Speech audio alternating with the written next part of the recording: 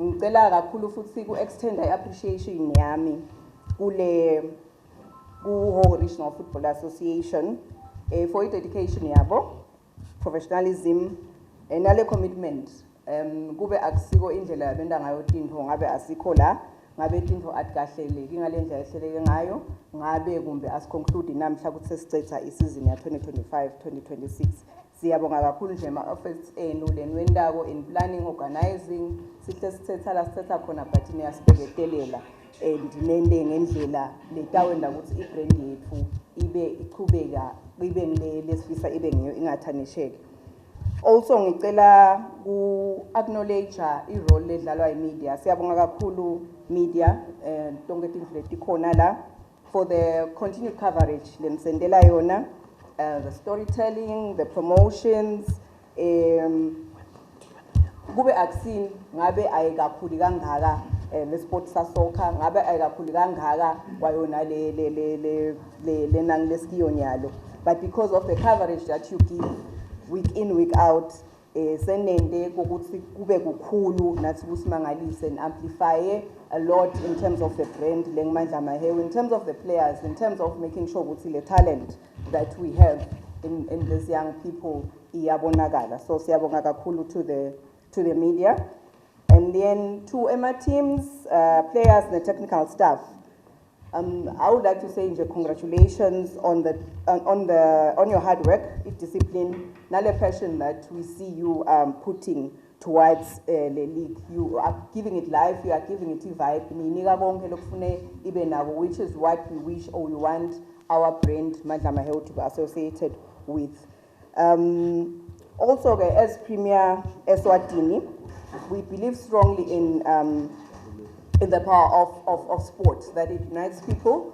We also believe strongly on investing in Ulama communities. So to us, this is not just a partnership association, no sponsorisha nje, but it's about investing kubantu, investing in good talent, and also to the future of Eswatini, because we are grooming the young people.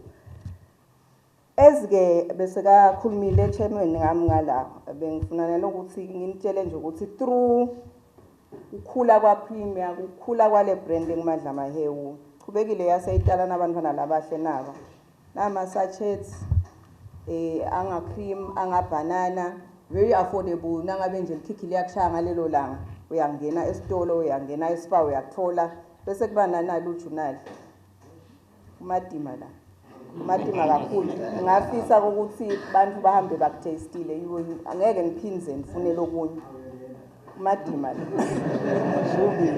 So nje siyabonga lokunye ngeke bese sesishaya sifuba thina singiPremier kuphela. Lokuthi siqhubeke si-innovate, it's because of you.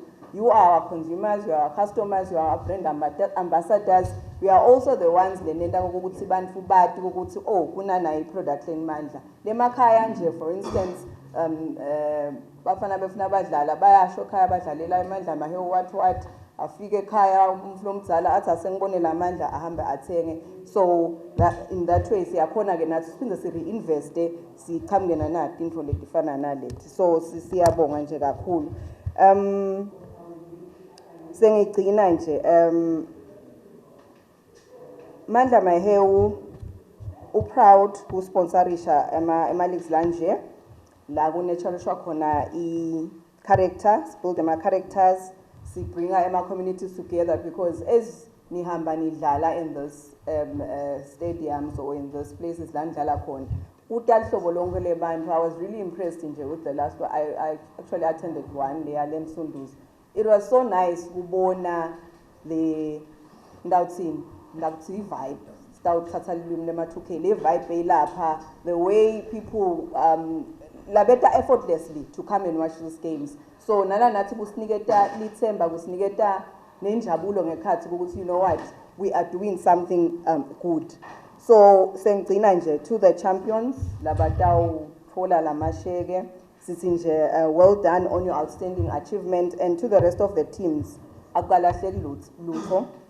Keep striving, keep improving, and keep believing in yourselves. So let us continue to build a stronger and more vibrant football culture.